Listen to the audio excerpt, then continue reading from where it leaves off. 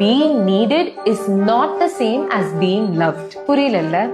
Being நீடடும் being லவ்டும் கேட்க ஒரே மாதிரி தான் இருக்கும், ஆனா ஒரே விஷயம் இல்லை. ஃபார் எக்ஸாம்பிள், ஃபேமிலி உங்களை நம்பி இருக்கலாம், ஆனா உங்களை மட்டுமே நம்பி இருந்தா அதை யூட்டிலிட்டி ட்ராப்னு சொல்லுவோம். இங்கதான் நீடுக்கும் லவ்வுக்கும் டிஃபரன்ஸ புரிஞ்சுக்கணும். நீங்க மத்தவங்களோட நீட்ஸை சாட்டிஸ்ஃபை பண்ணாதான் உங்களுக்கு ரெஸ்பெக்ட் கிடைக்குதுன்னா, ஒரே ஒரு நாள் நீங்க முடியாதுன்னு சொன்னா அங்க லவ் இருக்காது. ஏன்னா அவங்களுக்கு உங்க அன்பை விட உங்க சர்வீஸ் மேலதான் ஆசை ஜாஸ்தி. விமென்னால எல்லாமே செய்ய முடியும்ன்றதை இந்த சொசைட்டி எக்ஸ்பெக்ட் பண்ணும்.